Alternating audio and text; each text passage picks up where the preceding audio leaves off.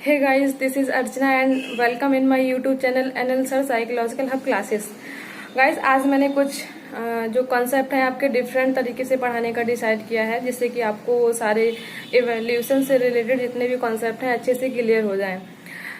तो मैंने इवैल्यूएशन से रिलेटेड 2 वीडियो ऑलरेडी बना दिए हैं, difference between measurement, assessment and evaluation. And इसके बाद मैंने आपको कल पढ़ाया था CCE. What is CCE complete जो आपका सीसीई के बारे में कॉन्सेप्ट था वो मैंने बताने की कल कोशिश की थी। AIIMS of CCE and after this what is the objective and CCE और सीसीई को आखिर क्यों लाया गया और उसका हिस्टोरिकल बैकग्राउंड क्या है, इसके बारे में कल मैंने आपको वीडियो में बताया था। गाइज, अगर आपने वीडियो नहीं देखा अभी तक प्लीज उस वीडियो को देखिएगा, और अगर आपको कोई प्रॉब्लम हो तो कमेंट बॉक्स में आप क्वेश्चन करके अपने डाउट को, किसी भी डाउट को क्लियर कर सकते हैं। आज हम जो टॉपिक पढ़ेंगे वो होगा टूल्स ऑफ इवैल्यूएशन। आपके जो इवैल्यूएशन के डिफरेंट जो आपके टूल्स हैं वो कौन कौन से हैं, इवैल्यूएशन क्यों जरूरी है और इवैल्यूएशन का रोल क्या है, असेसमेंट का रोल क्या है, इसके बारे में मैंने आपको काफी एग्जांपल्स के थ्रू चीजें समझाई। और एक बच्चे की लाइफ में, एक बच्चे की जो एजुकेशनल लाइफ हो, अदरवाइज आप उस एजुकेशनल के इतर जो उसकी पर्सनल लाइफ हो, उसके इवैल्यूएशन का जो बहुत ही ज्यादा मोस्ट इम्पोर्टेंट रोल होता है, क्योंकि इवैल्यूएशन ही डिसाइड करता है what is the process, what is the progress of that particular child. Okay, तो लेकिन अब प्रॉब्लम ये है कि इवैल्यूएशन करने के जो हमारे पास कुछ टूल्स होने चाहिए, कैसे हम इवैल्यूएट करें। तो there is actually different tool which is used in schools today and in college also. आप अगर टूल्स की बात करें तो सबसे पहले जो टूल्स हैं आपके स्टैंडर्डाइज्ड टूल हैं एंड नॉन स्टैंडर्डाइज्ड टूल हैं। Standardised tool, non standardised tool, 2 word आपके बहुत ही ज्यादा यूज होते हैं और आपको इससे मानकीकृत परीक्षण। स्टैंडर्डाइज्ड टूल की जो हिंदी है मानकीकृत परीक्षण, और नॉन स्टैंडर्डाइज्ड टूल से मतलब है यहाँ पर अमानकीकृत परीक्षण, अप्रमाणीकृत परीक्षण। बात करते हैं सबसे पहले स्टैंडर्डाइज्ड टूल की। जो स्टैंडर्डाइज्ड टूल है एक्चुअली ये एक्सपर्ट के द्वारा बनाए जाते हैं, जो आप के जो कह सकते हैं जो उस पर्टिकुलर जिस सब्जेक्ट से रिलेटेड वो टूल बनाया जा रहा है उस एरिया के वो इस एक्सपर्ट होते हैं, स्पेशलिस्ट होते हैं। और टूल के स्टैंडर्डाइज्ड है कि नहीं इसके लिए आपके कुछ कैरेक्टरिस्टिक्स होती हैं, जिसके बारे में मैं आपको आगे बताऊंगी। और मैं आपको बता दूं कि बेसिकली जो स्टैंडर्डाइज्ड टूल होते हैं इनका यूज आप रिसर्च के फील्ड में ज्यादा होता है।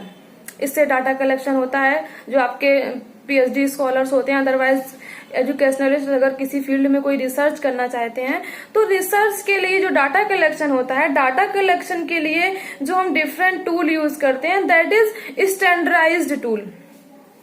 मोस्टली जो आपका रिसर्च में जो टूल्स यूज होते हैं दैट इज स्टैंडर्डाइज्ड टूल। क्यों? अगर हम अपने रिसर्च को हमें काफी ब्रॉड एरिया में हमें उसका अप्लाइड करना होता है, जो आपके अप्लाइड रिसर्च होते हैं, और जो डाटा कलेक्शन निकल कर आता है उसका जो आपका स्टैटिस्टिकल उसका जो इवैल्यूएशन होता है उसका रिव्यू करना पड़ता है। तो उसके लिए डेफिनेटली स्टैंडर्डाइज्ड टूल से ही इफेक्टिव रिजल्ट निकल कर आते हैं।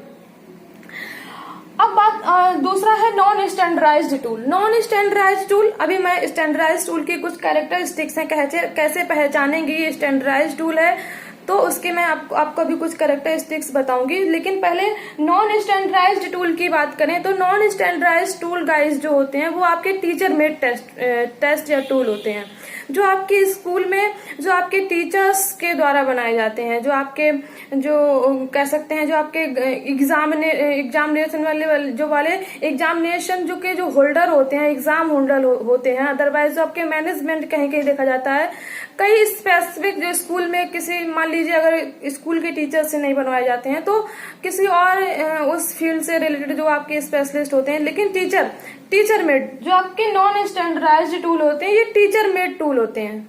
ठीक है, अभी हम आपको बताएंगे, आपको बहुत अच्छे से दोनों में कॉन्सेप्ट क्लियर हो जाएगा गाइज। फिर भी अगर आपको कोई प्रॉब्लम हो इन दोनों कॉन्सेप्ट में तो प्लीज आप कमेंट बॉक्स में अपना डाउट क्लियर कर सकते हैं कमेंट करके, अदरवाइज कोई भी आपका अगर अपना कोई अगर आपका परसेप्शन है तो आप उसको बता के। तो स्टैंडर्डाइज टूल की बात करें तो स्टैंडर्डाइज टूल के आपके कुछ कैरेक्टरिस्टिक्स होते हैं। दैट इज फर्स्ट की अगर बात करें objectivity,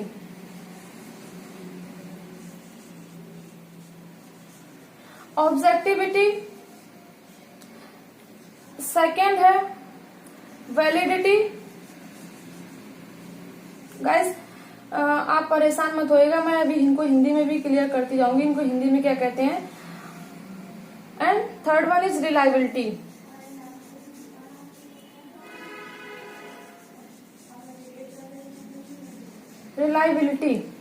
okay, objectivity, validity and reliability. अब अगर आपका टूल जो स्टैंडर्डाइज्ड होगा उसके ये तीनों चीज आपको कंफर्म होगी। अदरवाइज अगर आप किसी टूल को स्टैंडर्डाइज करना चाहते हैं, ठीक है, ऐसा नहीं है कि कोई भी टूल जो होते हैं, जो टीचर में टूल होते हैं, उनको स्टैंडर्डाइज नहीं किया जा सकता। स्टैंडर्डाइज डेफिनेटली किया जा सकता है।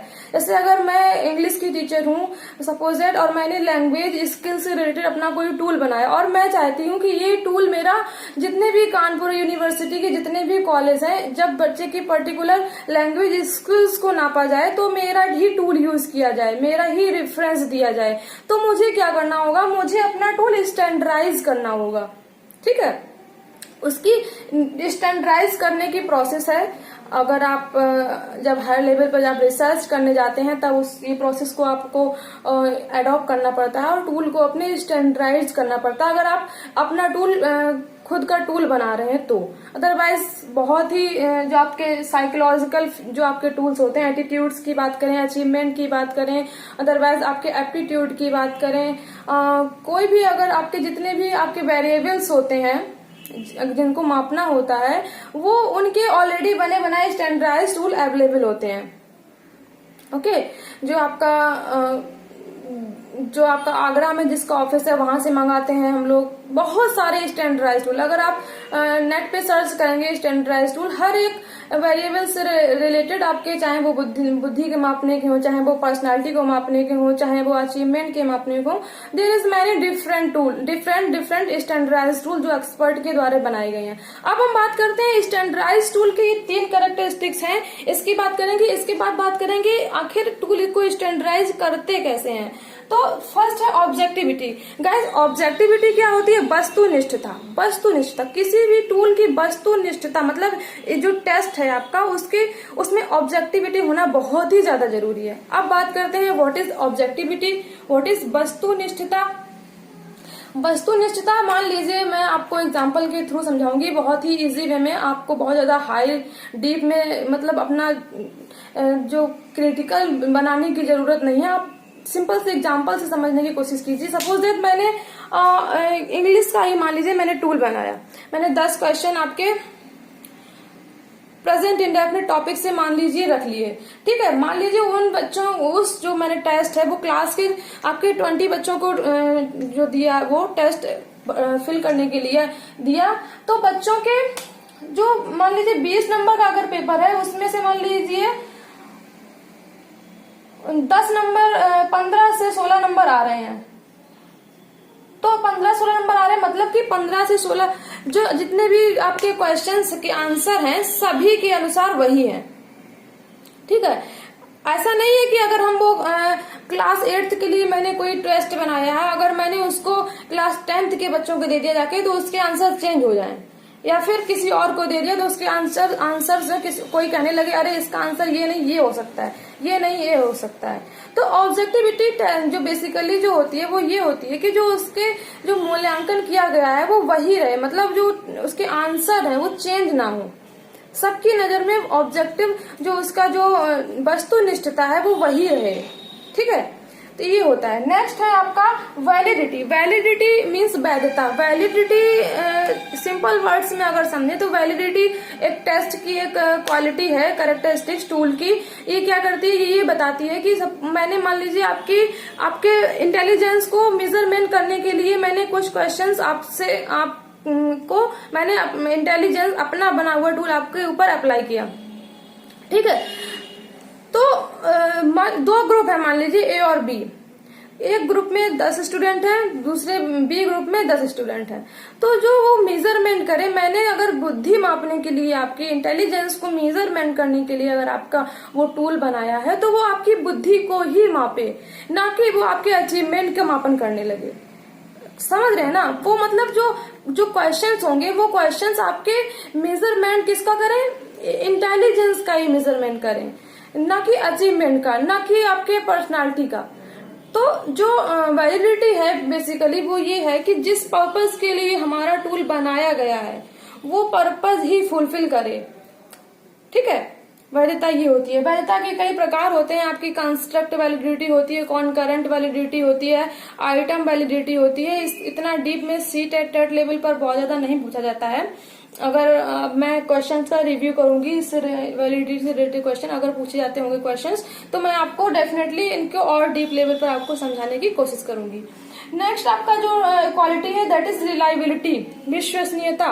रिलायबिलिटी क्या है गाइस? रिलायबिलिटी ये है कि मान लीजिए वही इंटेलिजेंस का टूल मैंने आपको वही ए और बी दो ग्रुप में अप्लाई किया। आपका दोनों ग्रुप में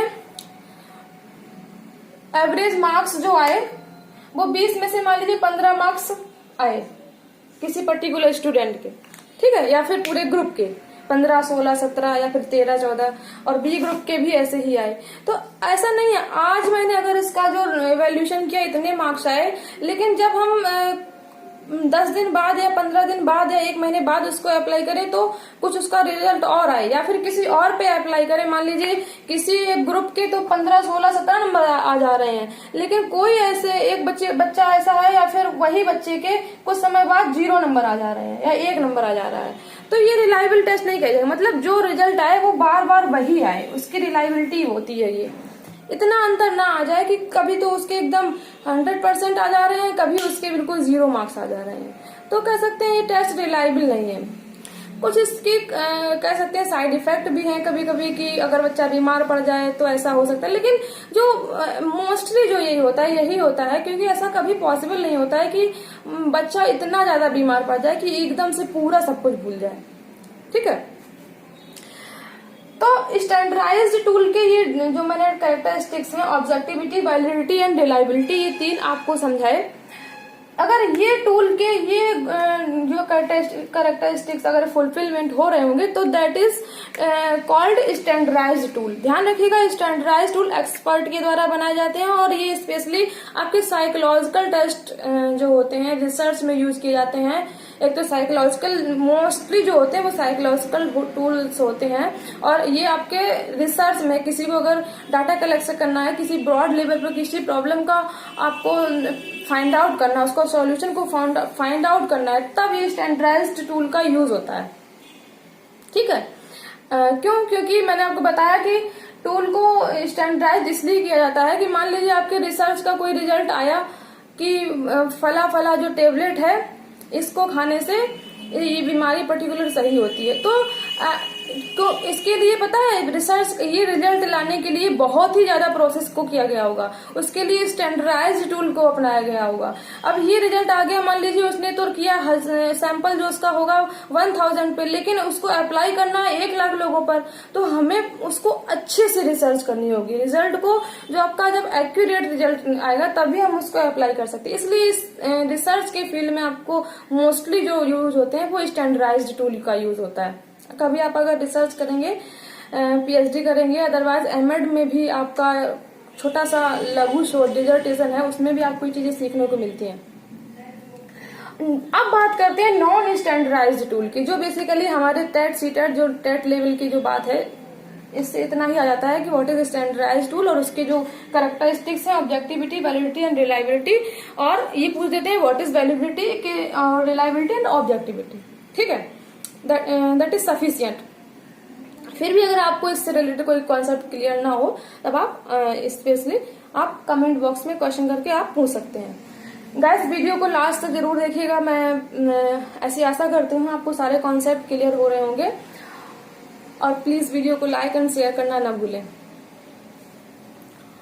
अब हम बात करते हैं गाइस नॉन स्टैंडर्डाइज्ड टूल की, जो बेसिकली स्कूलों में आपके किसी बच्चे के पर्टिकुलर जो पीरियोडिकली जो टेस्ट होते हैं, है ना, उनका यूज किया जाता है। That is called non standardised tool. ऐसा नहीं है कि वहां पर स्टैंडर्डाइज्ड टूल का यूज नहीं कर सकते, बट यहाँ पर बहुत ज्यादा जरूरत नहीं होती है स्टैंडर्डाइज्ड टूल की। क्यों? क्योंकि ये पीरियोडिकली एक तो इनका यूज करना होता है, कुछ चेंजेस के साथ हमें यूज करना होता है। अब तो भाई मान लीजिए कोई स्टैंडर्डाइज्ड टूल अचीवमेंट का आपके मैथमेटिकल एप्टीट्यूड मापने के लिए कोई स्टैंडर्डाइज्ड टूल बना है, उसको आपने एक बार अप्लाई कर दिया। जो स्टैंडर्डाइज्ड टूल वो किसी के द्वारा बनाया गया होगा, वो एक ही बार बना दिया गया, अब उसको क्या हम बार बार अप्लाई करेंगे? ऐसा नहीं है ना। हमें उसकी जो कंटेंट के अकॉर्डिंग, हमें अगर किसी बच्चे की मैथ में या फिर इंग्लिश में 20 चैप्टर हैं, तो 20 चैप्टर का इवेल्यूएट करना, असेसमेंट करना होता है, राइट। तो सीसी के तहत मैंने आपको कल ही बताया भी था। तो क्या होगा, तो हमें टीचर्स की कंपलसरी है, उसकी जिम्मेदारी है कि हमें उसके कंटेंट, जो उसके चैप्टर है, उनके अकॉर्डिंग टेस्ट, पीरियोडिकली टेस्ट बनाने हैं।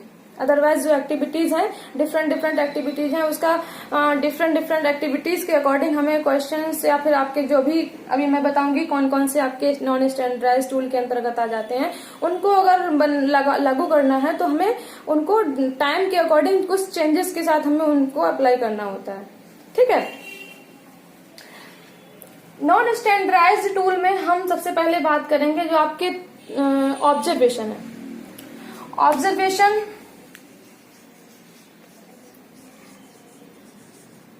गाइस, अगर रिजोल्यूशन की कोई प्रॉब्लम हो तो बताइएगा। सेकंड है आपका इंटरव्यू।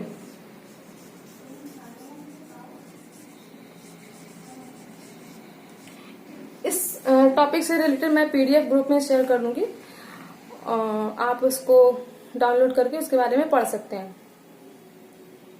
और ग्रुप में ऐड होने के लिए अगर आप केबी, सीटेट, टेट, एसटेट, DSSB, कोई भी टीचिंग एग्जाम आपका, कोई भी स्टेट लेवल का अगर टेट है, अगर आप उसकी तैयारी करना चाहते हैं, तो I promise and I let you me believe that this is the best platform. यहाँ पर हम आपको टीचिंग से रिलेटेड कॉन्सेप्ट क्लियर अच्छे से करवाते हैं और आपको सच में जो आपका टीचिंग एप्टीट्यूड है वो डेवलप करवाते हैं, ओके। तो अगर आप ग्रुप से ऐड होना चाहें तो मैं नंबर आप डिस्क्रिप्शन बॉक्स में डाल दूंगी, आप उस लिंक को भी डाल दूंगी, उस लिंक के थ्रू, अदरवाइज नंबर के थ्रू आप मैसेज करके आप ग्रुप में ऐड हो सकते हैं। That group is basically made for teachers, to make teachers, ठीक है। चलिए अब हम बात करते हैं ऑब्जर्वेशन की। ऑब्जर्वेशन मीन्स निरीक्षण या प्रेक्षण, इसको हिंदी में प्रेक्षण, निरीक्षण भी बोलते हैं। ऑब्जर्वेशन क्या है गाइस? ऑब्जर्वेशन किसी रियल सिचुएशन, नेचुरल सिचुएशन का, या तो अभी हम जब उसके टाइप बताएंगे तब बताएंगे कि कोई नेचुरल सिचुएशन का, अदरवाइज कोई सेटिंग, कोई मतलब कोई सिचुएशन क्रिएट की गई, कोई सिचुएशन को ऑब्जर्व करना, आंखों से देखना और उसको, उससे रिलेटेड जो आपका रिकॉर्ड चीजें हैं उसको रिकॉर्ड करना, that is called observation. Simple भाषा में समझते हैं। आप ने मान लीजिए क्लास के बच्चों का 50 आपके स्टूडेंट हैं और आपने 50 स्टूडेंट को 5 ग्रुप में बांट दिया। उस 5 ग्रुप में कहा कि आप लोग एक दूसरे से इंग्लिश में कम्युनिकेशन करेंगे, because communication is the main recommendation and main, this is the basic need of any teacher who is make learning to their student to teach English, right? तो इंग्लिश जो होगी उसको बोलने के लिए हम क्या करेंगे, बच्चों का ग्रुप बना देंगे, 5-5 बच्चों का। 5-5 बच्चों का जब ग्रुप बना देंगे तो हम क्या करेंगे, कहेंगे कि आप लोग आपस में कम्युनिकेशन कीजिए इंग्लिश में, और जो डिफरेंट जो कॉन्सेप्ट है उन पर कम्युनिकेशन कीजिए। तो हमारा अब टीचर क्या करेगा, टीचर ऑब्जर्वेशन करेगा, वो देखेगा कि बच्चे कैसे बोल रहे हैं, उनकी लिपसिंग का जो प्रोसेस होगा वो देखेगा, इंटोनेशन पे वो ध्यान देगा, और कोई बच्चा कितना बोल रहा है, कितना उसका जो एक टोन है उसके तहत बोल रहा है, उसका जो फोनेटिक्स का वो कितना ध्यान रख रहा है, जो आपकी स्पीकिंग की जो क्राइटेरिया है उनको कितना फुलफिल कर रहा है। इन सब चीजों को ऑब्जर्वेशन करने के और इन सब चीजों पर ध्यान देने के लिए जो टीचर होगा वो ऑब्जर्वेशन करेगा। तो वो देखेगा कौन बच्चा कितना एक्टिव है इंग्लिश स्पीकिंग में, और उसी के अकॉर्डिंग वो रिकॉर्ड तैयार कर लेगा और उनको रिकॉर्ड को सुरक्षित रख लेगा, और उसके बेस पर फिर और उसमें जो सुधार इम्प्रूवमेंट की जरूरत होगी बच्चों में, उनको और धीरे धीरे उसमें इम्प्रूवमेंट वो बच्चों में जो स्टूडेंट्स होंगे उनमें करवाने की वो टीचर होगा वो कोशिश करेगा। तो this process is called observation basically. अब ऑब्जर्वेशन के जब हम टाइप पढ़ते हैं तब हम समझते हैं कि ऑब्जर्वेशन करने के भी कई तरीके हैं। फर्स्ट है पार्टिसिपेटेड एंड नॉन पार्टिसिपेटेड, सहभागी और असहभागी। सहभागी ऑब्जर्वेशन का गाइस मतलब है वो ये मतलब है कि मान लीजिए कि जब हम हिडन तरीके से किसी बच्चों का ऑब्जर्वेशन करते हैं, बच्चों को पता भी न चले कि मेरा ऑब्जर्वेशन किया जा रहा है, that is called non participated. आप उस ग्रुप से हट करके कहीं से या फिर सीसीटीवी के थ्रू, मान लीजिए ऑफिस में आप अपने जो आपका चैम्बर होगा वहां पर बैठकर सीसीटीवी कैमरा के थ्रू आप ऑब्जर्वेशन बच्चों की एक्टिविटीज का कर सकते हैं, that is called non participated observation. And when you participate with any activity with your students, जब आप अपने स्टूडेंट्स की किसी एक्टिविटी में खुद पार्टिसिपेट करते हो, खुद पार्टिसिपेटर बन के ऑब्जर्व करते हो स्टूडेंट्स को, दैट इज कॉल्ड पार्टिसिपेटेड, सहभागी निरीक्षण। ठीक है। एक और टाइप है कंट्रोल्ड एंड अनकंट्रोल्ड, नियंत्रित और अनियंत्रित। कंट्रोल्ड क्या होता है वो, that is called control situation. ये होती है कि हमने कोई सिचुएशन बना दी, जैसे कि अभी मैंने आपको एग्जांपल दिया कि ग्रुप बना दिया और उसको ऑब्जर्वेशन करें, कुछ उसके रूल्स भी बना दिए कि आप ऐसे नहीं करेंगे, आप ये नहीं करेंगे, आपको 5 मिनट तक बोलना है, आप इस बीच कहीं जाएंगे नहीं, आपको ध्यान से सुनना है, that is called participated observation. और जब हम क्या करें, sorry, that is called controlled observation. लेकिन जब हम कोई नेचुरल सिचुएशन का ऑब्जर्वेशन करेंगे, जो कि बनाई हुई कोई सेटिंग वो सिचुएशन नहीं होगी, नेचुरल सिचुएशन होगी, तो that situation will be called uncontrolled. जैसे कि हम कोई बच्चों से कहते हैं आज आपका गेम्स डे है, आज आप लोग एंजॉय कीजिए, ठीक है। तो बच्चे क्या होंगे, नेचुरली एंजॉय करने लगेंगे, गेम क्रिकेट खेलने लगेंगे, कोई अपना जिसमें इंटरेस्ट होगा वो गेम्स खेलने लगेंगे। तो उस सिचुएशन में जो टीचर ऑब्जर्व करेगा, हिडन तरीके से भी, पार्टिसिपेटेड तरीके से भी और अनपार्टिसिपेटेड भी, तो जो ऑब्जर्वेशन जो वो उस समय करेगा, that observation will be called uncontrolled observation. ठीक है, मतलब नेचुरल सिचुएशन का जब ऑब्जर्वेशन करेगा। इसका स्कूल से अगर हट के किसी एग्जांपल की बात करें तो जैसे कि आप आगरा घूमने गए और आपके बस में आप बैठे हैं और बस में सभी लोग जो बिहेवियर करेंगे, जो बिहेव करने का जो पैटर्न होगा वो नेचुरल होगा। तो उस समय आप ऑब्जर्वेशन करेंगे जितने भी आगरा जा रहे हैं, किसके अंदर कितनी एक्साइटमेंट है, किसको कितनी नॉलेज